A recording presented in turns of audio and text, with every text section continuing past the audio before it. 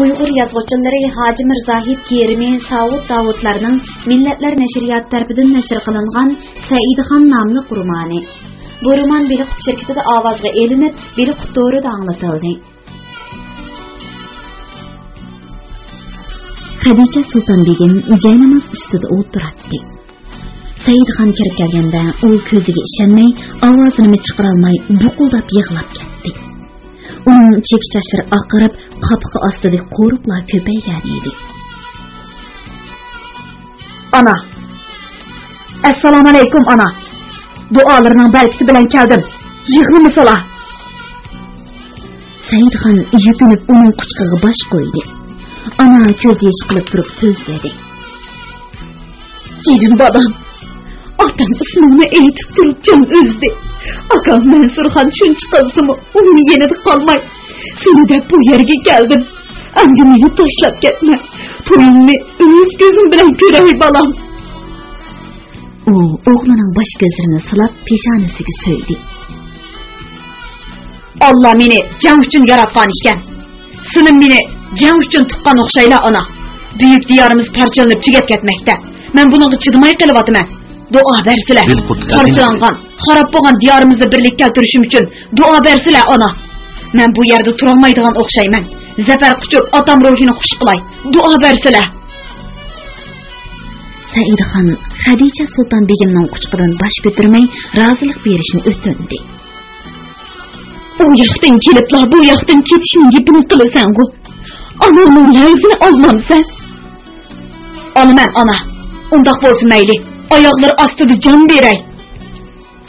Saidxon o'zini tutolmay shundoq yig'lab ketdiki, butun anam hasratlarini onasining quchqig'iga to'kdi. Bolam, nima buncha yig'laysan? Ketmasam bo'lmaydi. Bu chaqda ber, bundoq yig'lamagan edim ona. Bugun nima uchundir o'zimni tutolmay qoldim. Bir yoqda Mirzo Abubakir, bir yoqda Shoybonixon. Men bu yerda qolsam, ikki tosh orasida mijilib ketaman. Ruxsat bersilar. Men bu toshga aylanib, ular bilan elishay. Begunoh o'ldirilgan qarindoshlarimizning intiqomini olay. To'g'liq Temirxon, Yunusxon bularning haqiqiy hurmati uchun duo bersilar ona. Hadicha Sultan Begim oq uyning yo'riq tushirgan ko'znikiga ko'z solgan holda dedi. Men seni tushundim o'g'lim. Seni mangan yo'lingdan qaytirg'ili bo'lmaydigan o'xshaydi. Duo beray o'g'lim. Ana duoga qo'l ko'tardi. Ey ulug' Parvardigor, o'g'lim Saidxonni o'zingga topshirdim. Dushmanlariga g'olib kelganlar qatorida qilgan. Pes arzu havas, yomon niyatdan kechib, hurmat izzat sazovar bo'lgan azimatlardan bo'lishga nisbat qilgan. Qarz olmagan, olsumu berib tugatgan rostchil bandalarning yo'liga boshlagan. Zinhor zolim badkorlardan qilmagan. Adil, mard, sehiy, xalq vafodor bahodir shoh bo'lish orzusiga yetkazgan. Ko'ngli ko'ksgan, apuchan qilgan. Amin. Rahmat ya arhamar rahimin. Saidxon onasidan duo elib, shu kechasi uning yanida qo'nib qoldi. U amdila 6-7 yoshlarga kirgan singlisi Afruza Sultan Begim bilan onasi o'ttirsida yotdi. Issiqko'l havosi nima degan sap yaqinliqa. Bulutni oq uyga to'nglik, ko'znakdan g'uruldab kirgan yayloq havosini simirib uxlash bakmi huzurliq. Saidxon onasining qishi tatliq uyquga ketgan edi. Hadicha Sultan Begim kechasi kirib qoqmay o'g'li qarab o'ltirdi. Dam-dam qo'l ko'tarib duo qilib, uzun umr nusrat tiladi. Saidxon shu kundan boshlab Issiqko'l bo'yini orlab yurib, otasiga sodiq, o'ziga yuztashlik qiladigan bagi sarda, sarbozlar bilan uchrashishga boshladi. Bir oyga yetmagan vaqtda Shohrak, O'shku Muhammad Mirzo, Qaraquloq Mirzo, Ko'klash Aziz qatorliq 200 dan ortiq odam uningga sadoqat bildirdi. Sultan Mahmudxon Saidxonning yurt orlab yurganligini anglab, uningga bo'lgan nazoratni texnik kuchaytirdi. Buni sezgan Saidxon onasining yanida yana bir kun yotdi. Xadija Sultan begim uni tang suzilishdan burun uzitib qo'ydi. Xo'ja Eli qatorliq 200 dan ortiq odam cho'lpon chiqqanda issiqko'l bo'yidan g'oyib bo'ldi. Anglavatqaninglar Beliq to'ridan anglatilayotgan ovozli asarlar sahifasi. 17-bab. Qon yosh oqqan kunlar. Sultan Mahmud xon choshki vaqtida Said xonning bir muncha odamni elib ketganligidan xabar topdi. Nas bo'lib ko'l bo'yida yetib qolgan Mazid bekni chaqirib kelib, Said xonlarni qochirib qo'yganlik uchun 20 darra urg'izdi. Ondan margan qilishvozlar ichida tangdashsiz sanalgan 105 Naqs Eli Baturni Said xonni tutib kelishga avatdi. Bu odamning pakari g'ulluq kelgan bo'lib, nihoyat chaqqan edi. İstoğlaşda Sultan Mahmud xonning askarlari ichida uningga yetidigini yo'q edi. Maqsud eri Said xonlarning izidan menib 3 kunda uningga yetishib oldi. U o't cho'plari qo'yib o'sgan egiz do'ng ustida turib, chig'ir yo'ldan o'z odamlarini boshlab ketayotgan Said xonni ko'rdi. Kun yangi chiqqan edi. U bir tip Saidning kayniga yo'shirinib, Sadoqdan Said xonga o'q atdi. O'q Said xonning taqiga tegdi. Lekin u atdan yiqilmadi. Balki ko'zni yumib ochqicha g'oyib bo'ldi. Maqsud Eli do'ngdan tushib ot choptirganicha Said xonning odamlariga hujum qildi. Xo'ja Eli xeyli uzab ketgan Said xonga o'q tekkanligini ko'rmagan edi. Shunga bahramon ketaverdi. Uzun o'tmay ahvon uqub orqasidan qo'g'lab kelgan dushmanning oldini o'z odamlari bilan to'sdi. Xo'ja Eli: "Yigitlar, dushmanni oldiga o'tkazmayli. İşki yandan basmada tek tutaylı. Birisimi keçip ketmesin." deb varqirab, goh qilish, goh nez bilan Maqsud Eli askardan bir qancha tishmonlar tushirdi. Buning bilan ruhlangan qochqinlar bir soatga qolmay to'rt tarafdan qo'rshab, Maqsud Elini bir bulik askari bilan tirik tutib oldi.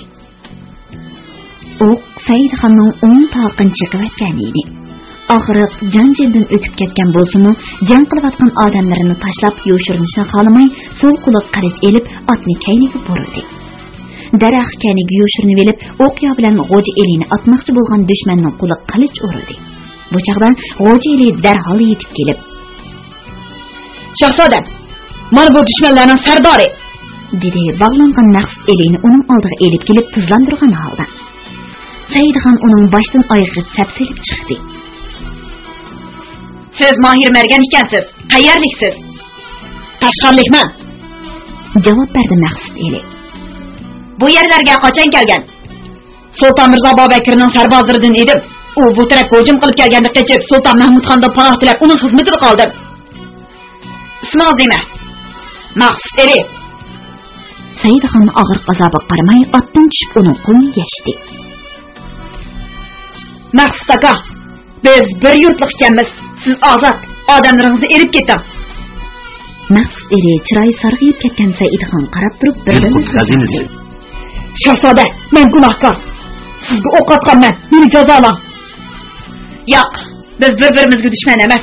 Qandoqmi bir yurtlik odamlar bir-biriga dushman bo'lsin. Siz o'qni o'z ixtiyoringiz bilan otmagan. Gunohkor boshqa kishi. O'rningizdan turing Maqsud Eli aka." Bu mergan o'rnidan turib, Said xonning qon chiqib turgan taqiga qaradi. "Yomon bo'pti shahzoda. O'ng taqingizni sulib qopdi. Uni elib etmasak bo'lmaydi." "Ketib etib o'qni tartib elib etgan edim.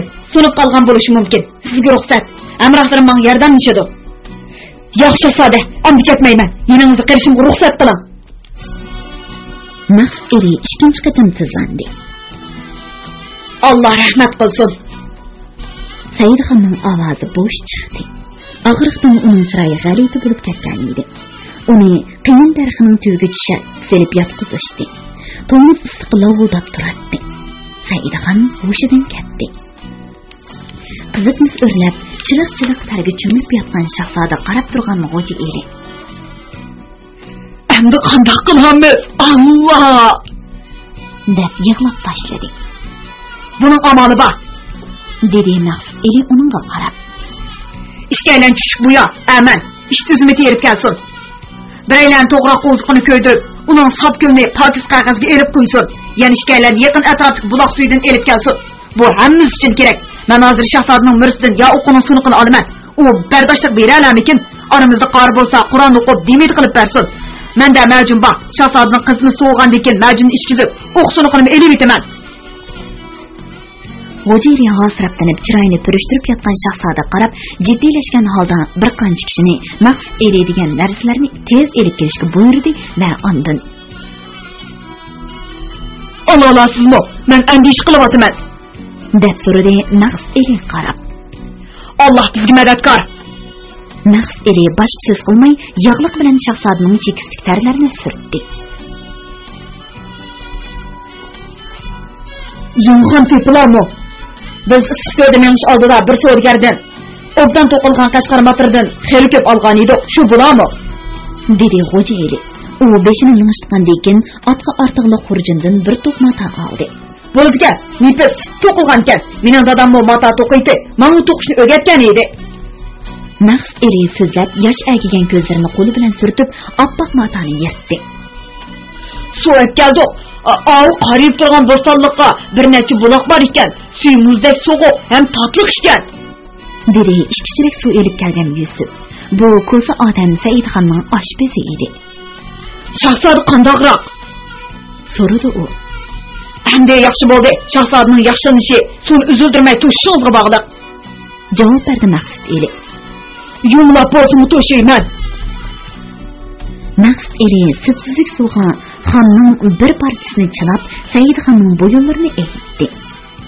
Yana bir parchasini uning peshonasiga qo'ydi. Damidab elib kelingan buloq suvi Saidxonning qizitmasini asta-asta tushirdi. U oxiri ko'zini ochdi. "Ana, menga duo bersizlar.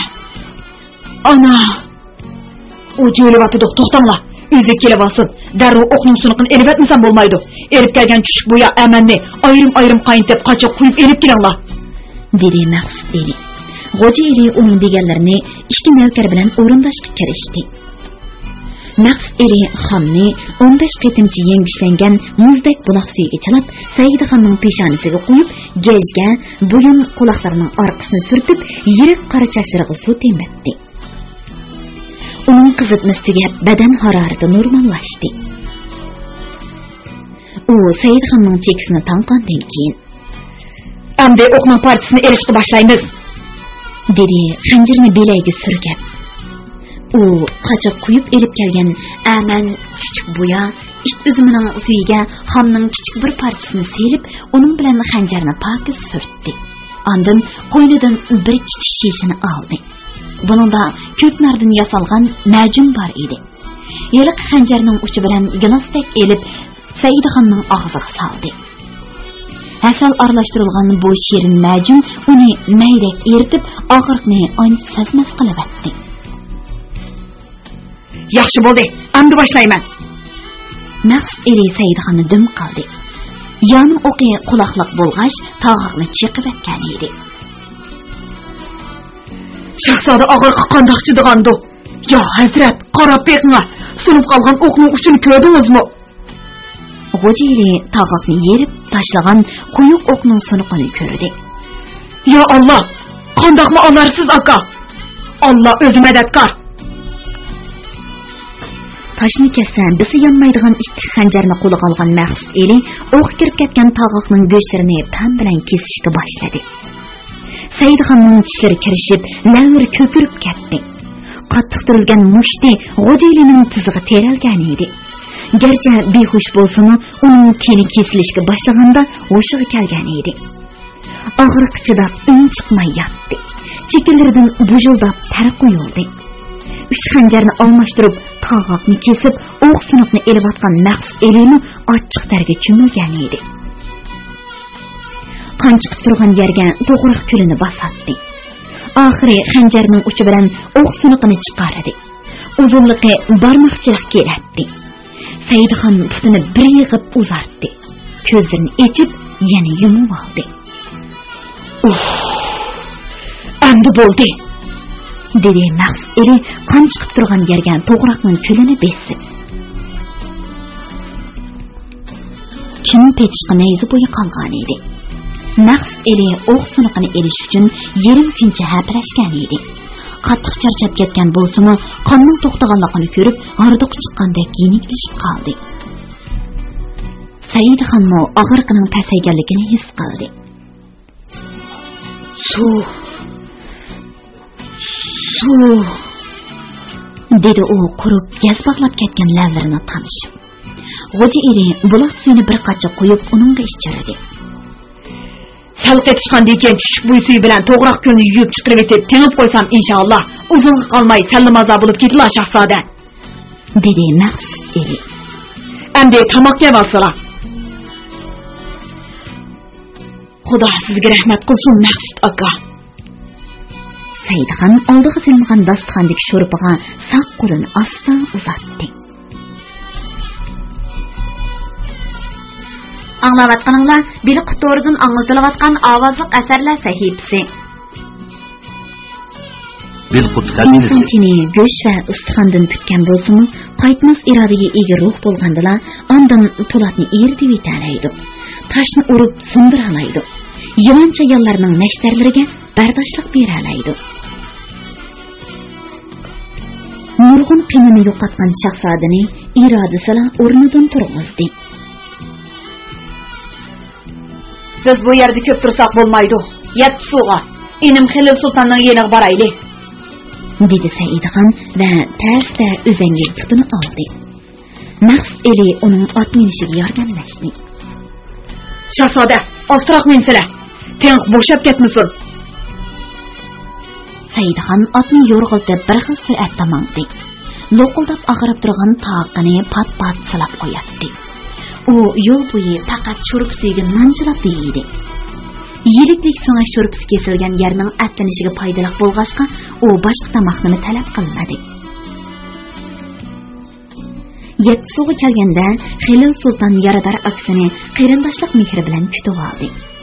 Bir oydan keyin onasi Xadija sulton xonimni Yetsuga keldi.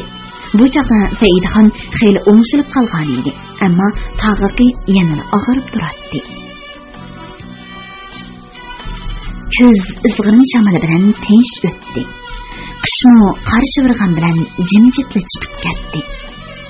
Bahori xushpuroq kunlariga mos kelmagan holda Sulton Mahmudxonning qilich ko'targan askarlarini boshlab keldi. Saidxon saqayib ketgan edi. Cho'ngxon yosh shahzodalarning zarbasiga uchrab issiq ko'lga qaytdi. U ish bo'lmasa Yetsuq bo'lgan hukmronlikni saqlab qolmoqchi edi.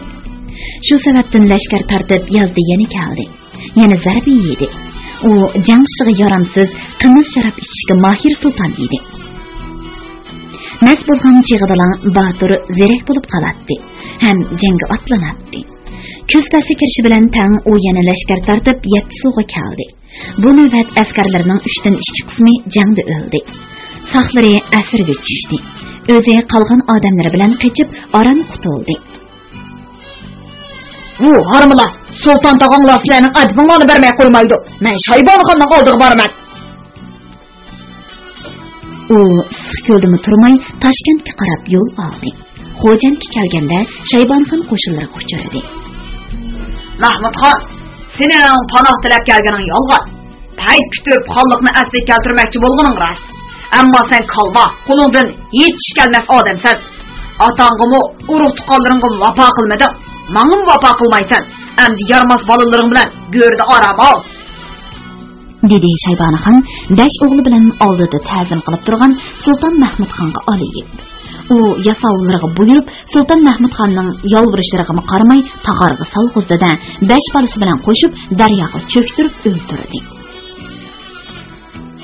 Bu fojia Hijriya 914-yili kuz faslida yuz bergan edi.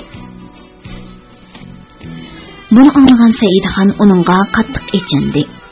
Qani qo'y so'yib nazirsini o'tkazdi-da, inisi Xilil sulton bilan otlanib, issiqko'l atrofidagi munbat yerlarni o'z hukmronligi ostiga oldi. Va Mo'g'ulistonga podshohlik qilayotgan aksi Mansurxonga ahvolni bayon qilib maktub avatdi.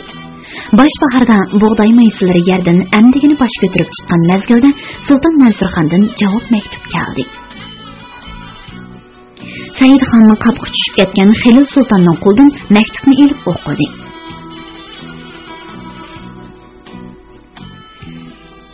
Bismillahirrahmanirrahim. Enim Saidxon. Enim Xilil sulton. Bütün olamning egisi Allah meni Mo'g'ulistonga egidorchilik qilishga nasib qilgan. Shundaq turug'liq Mo'g'ulistonga tava Yatsu issiqko'l diyorini egilib olibsizlar. Tog'am Sultan Mahmud xonning o'limiga sababchi bo'libsizlar. Agar sadoqni bo'yninglarga esib oldimga kelsanglar, gunohinglardan o'tib, amirlik mansibini beraman. Bo'yin to'lg'isanglar, yaxshi oqibat ko'rmaysizlar. Mo'g'uliston xoni Mansur xon. Hijriya 915-yili Rabiul Avvalning 17-kuni. Akam o'zini bilolmay qopti. U tuhmat qilib bizni ko'zda yo'qotmoqchi o'xshaydi ukam. Biz uningga taqobil turishimiz kerak. Dedi Saidxon ochiqlangan holda.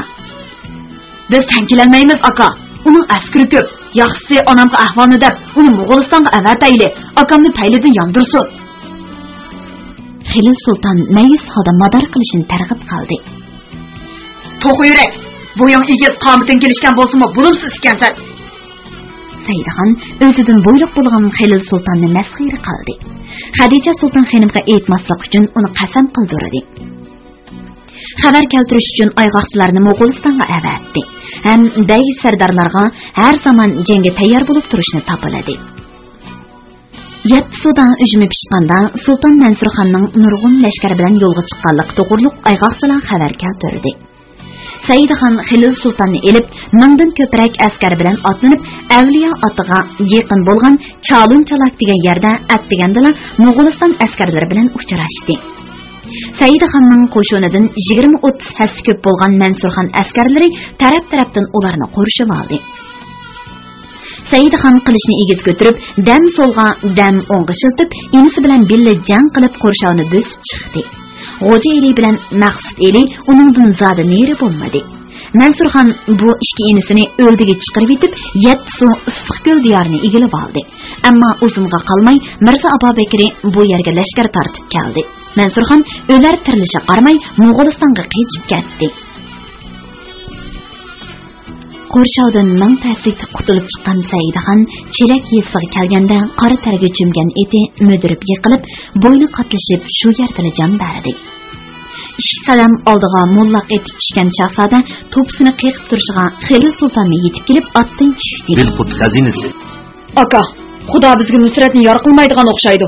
Bunda qechib yurib kun o'tkazgandan ko'ra Jonibek sulton bilan Shaybonxonning yeniga borayli. Bo'yin egib borsak dushmanlik qilmas. Ular hammalarımızın armirigo. Ağzıga darradek tekkan yo'g'on chaplaq so'zlayotgan Xilil sultonni o'ngsiga yiqtiratdi. Men seni xeli o'g'il balliqi bor, irodalik deb bilatdim ukam. Qara deyotgan gapingga. Cho'ng akamiz bizga rahim qilmay buvalga tushirib qo'ygan yerda Chag'atay avlodini yer yuzidan qurtishga bel bog'lagan Shaybonxon bizga rahim qilamo. Bu egib borsa qo'zning meni yerda bo'rining oldiga borgandek ish bo'lmamdi, ahmoq. Bo'yon tugidek egiz bo'lgan bilan qilch aqling yo'q ekan sening. Ikkinchi bu so'z eg'zib qolg'ich bo'lma. Hayot ekanmiz, oxirgacha erishishimiz kerak. Og'izda qonni eritib o'rindan qo'pqan Xilil sultonning ko'zlaridan yosh quyildi. Endi o'ltirsam sen bilan mangmayman. Shaybonxonning yeniga ketaman. Dushmandan shafqat kutish o'zini pastlashtirganlik enim. Enim bo'lib qolganligingdan sen bak echirmadimman. Egilib, xo'rinib yashagandan ko'ra tushtirib o'lganing yaxshi. Qolgan o'zing bil. Xilil sulton 20 dak odamni agashtirib menib ketdi. Saidxonning yuragi tartishgandek bo'lib, ko'ziga yosh olgan holda o'lik otga qarab qoldi. Kun petib, zavul vaqtining go'gumi Olatog' baqiriq qarab, ko'langisini yopdi. G'o'ja eli Saidxonga o'zining oq qashqa to'riqini berib, askarlari yetib olgan qora bo'yin jadini minib oldi. Bu odamni nasbasidigan yer o'xshaydi. Bu yer turmayli. Yaqinroq yaylaq berib orom olayli, shahzodam, dedi u. Saidxon boshlanishib qo'ydi. 50 ga yaqin odam og'rigan, charchagan holda ularning kaynidan agishib mangdi. Oshpaz Yusuf bir necha kishini elib burunroq yurib ketgan edi. Shundan o'tganda bir yaylaqqa yetib kelishgan edi. Oshpaz Yusufni ko'rgan Saidxon mush yerga tushib dam olishni buyurdi. Bu yaylaqda 30 dak oq uy bor edi. Oqsoqli Rahimboy degan qozoq ekan. Xon keldi. Sizga qo'noq bo'lmoqchi oqsoqol, dedi G'oji eli. Xonimizdan bosh aylansin, shunla, dedi oqsoqol olchanlab menib kelganicha Saidxon bilan qo'l ilishib ko'rishib. U Saidxonni o'z uyiga boshladi. Unmag'ana qo'ymay 3 qo'y, bir kala, bir tayni so'yib, yatqu mahallada pishirilgan go'shtni legan-leganlarga usib, oq uylarga tarqalib o'tirgan Saidxon odamlarning oldiga qo'ydi. Qimiz ichmaganiga uzun bo'lgan Saidxonning ko'ngli yayrab qoldi. Ardiq chiqdi.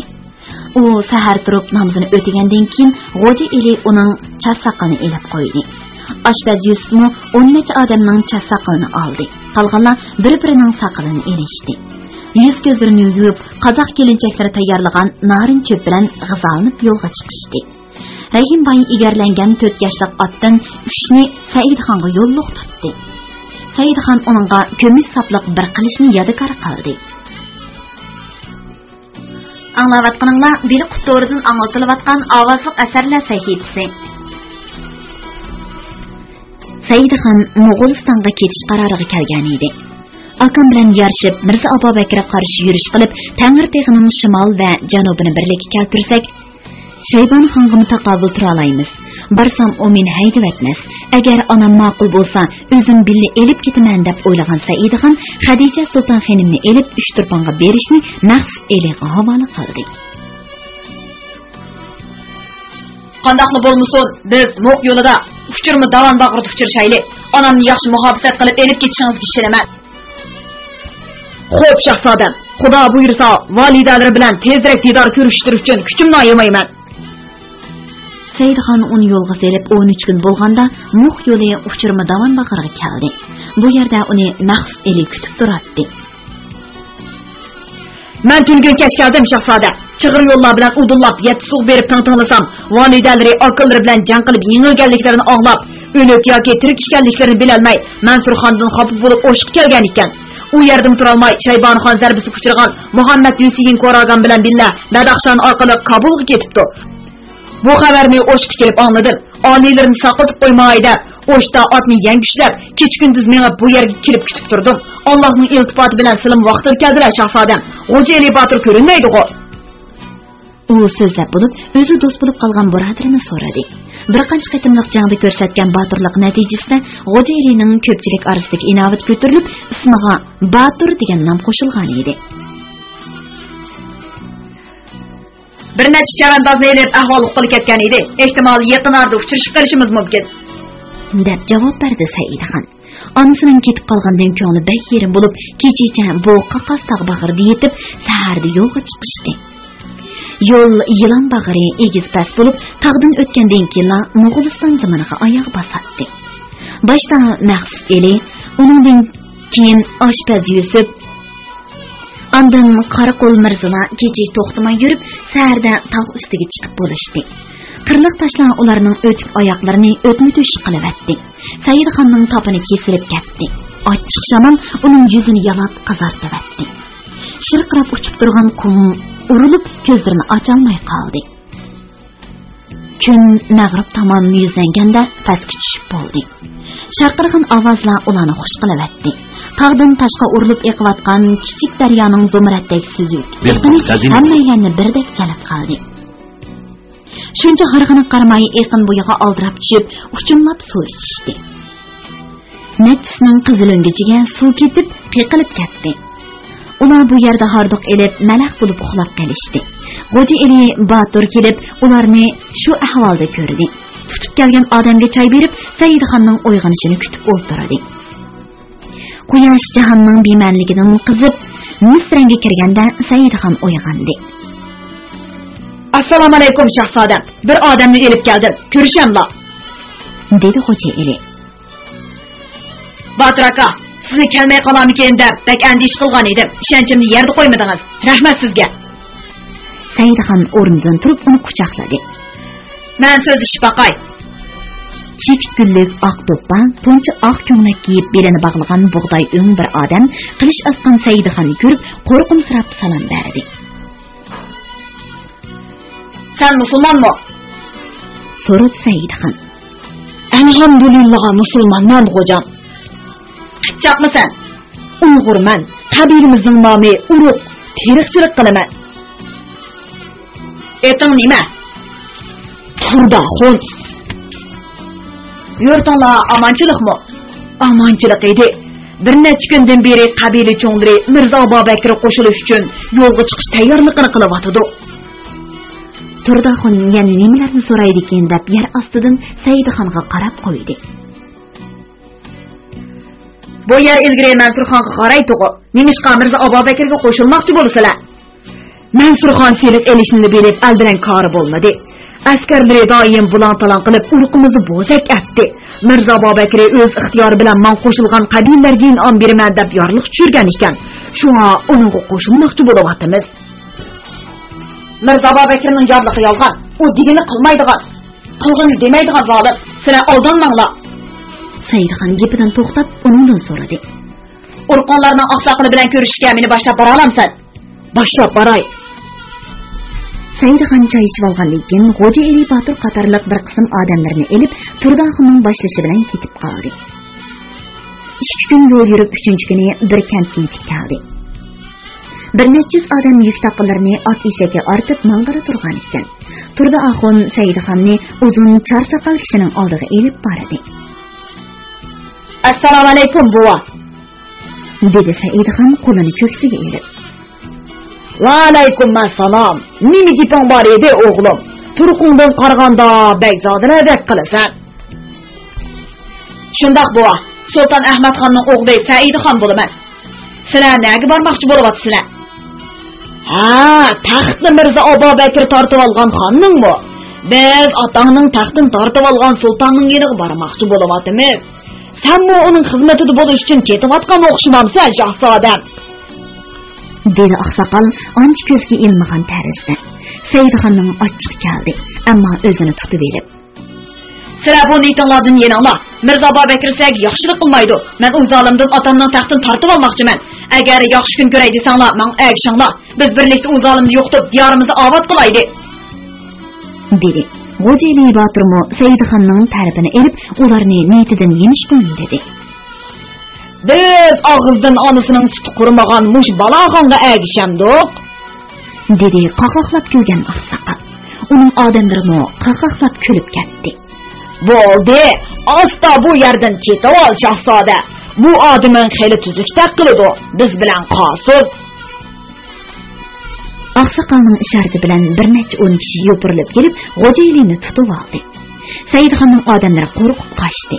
Uni bu nodon kishilarning qo'liga tushib qolmaslik uchun kelgan yo'li bilan qaytishga majbur bo'ldi. Lekin yo'lda ezib qilib, manzilga boshqalardan bir kun keyin yetib bordi. Maqsud Eli Yusuf oshpaz 2 kishi qolgan edi. Shahzodam, dedi Maqsud Eli ko'zlariga yosh elib. O'zlari bilan qolganlardan ikkalan tunigun kelib, Saidxon Xo'ja Eli Botir bilan dushman qo'liga tushib ketdi. Biz qechib keldik deb bu yerda qolganlarni parokanda qilib atdi.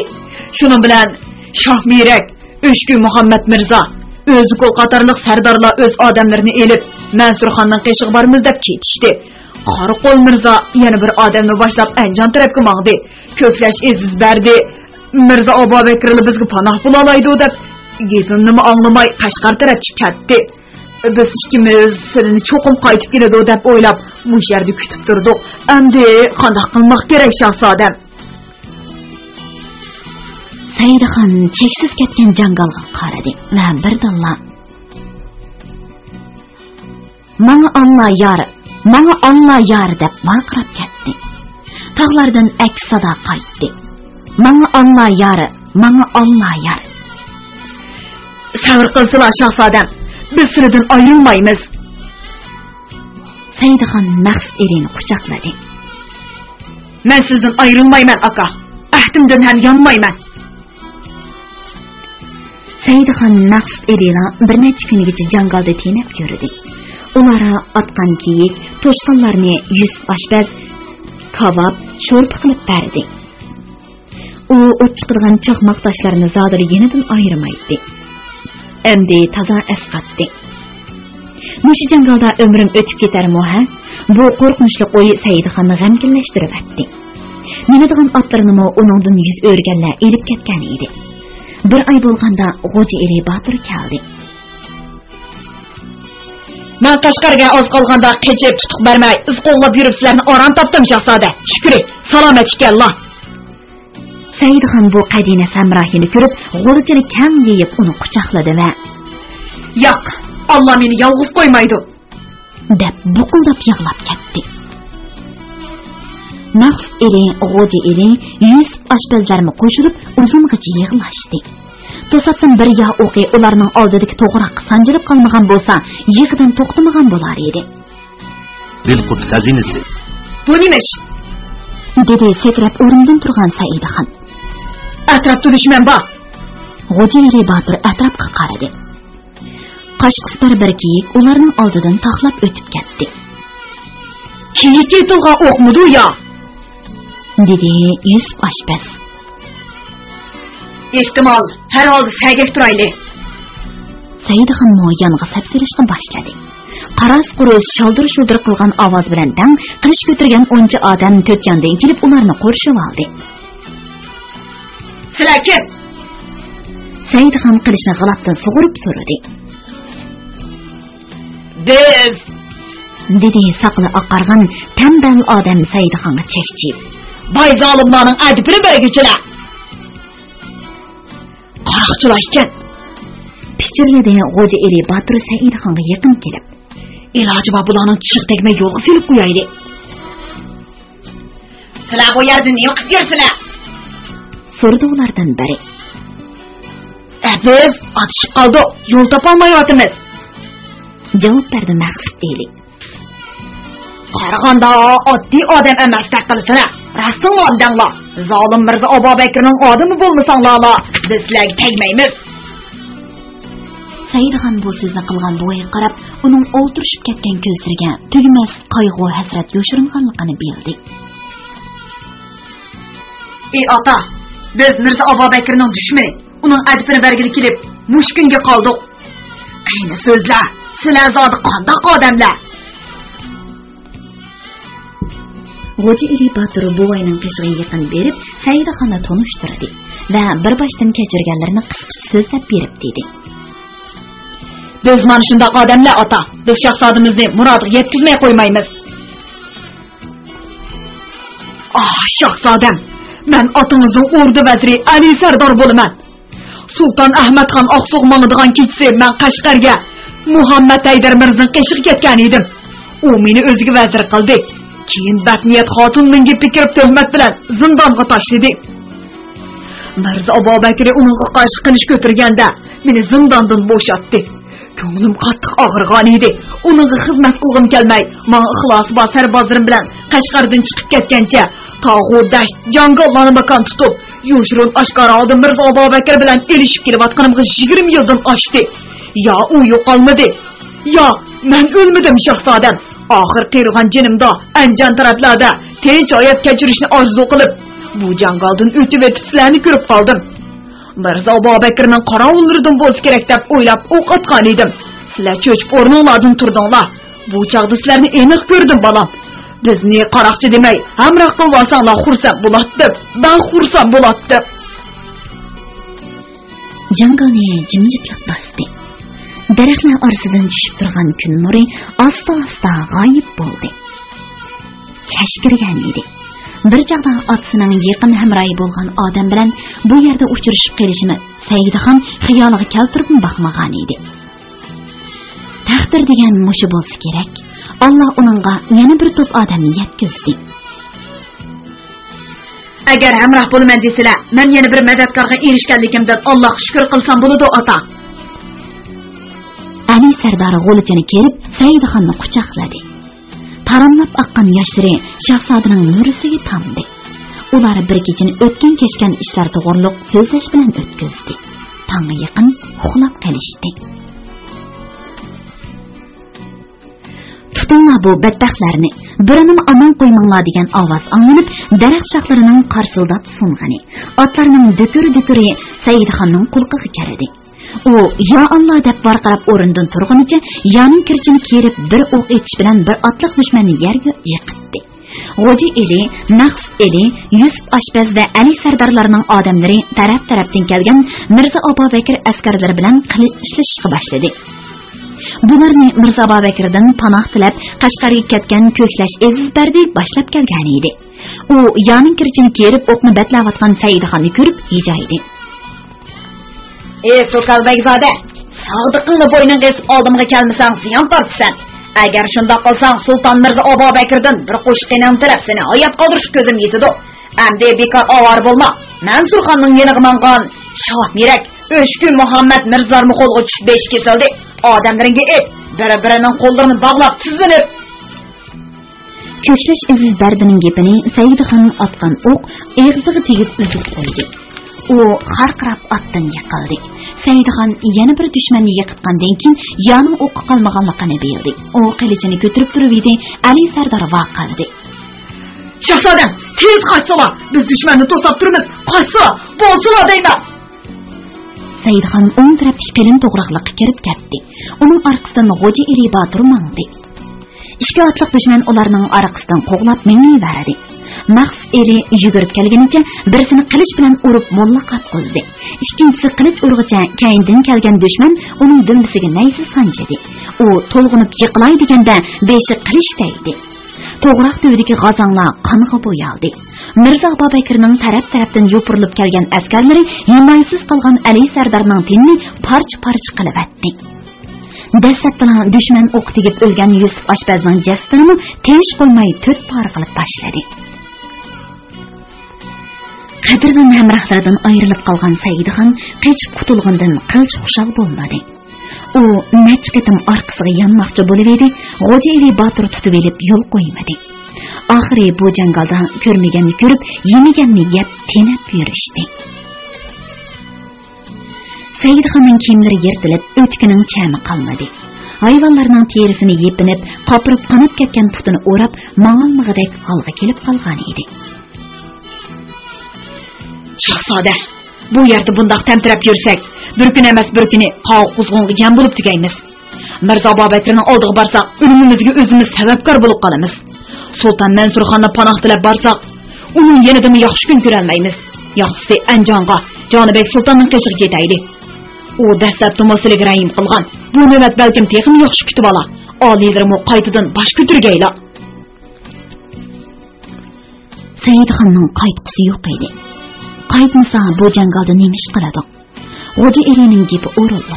Shundaqdimi Jonibekning oldiga bormasligi, ismini xufiyani tutib, ahvolni kuzatishi, kurashni yangidan boshlashi lozim. U shundaq o'ylab, G'oji Elining fikriga qo'shildi. Ular ming bir tasli yo'l tepib, oxiri jangaldan chiqdi. Bir dehqonning uyiga kelib, beladagi kumush halqaliq kamirni kiyim-kechak cho'riq tiyish kiyib oldi. Ular shu mang'anicha tog'dan o'tib, o'shqa keldi. Biri qut şirkatida ovozga elinib, biri qutorida anglatilayotgan Uyg'ur yozuvchilari Hoji Mirzahid Kerimi Savud Davudlarning Millatlar nashriyoti tarafidan nashr qilingan Saidxon nomli romanini bugun mush yergacha anglatdik. Davomini atigi anglatishimizda davomli anglatamiz.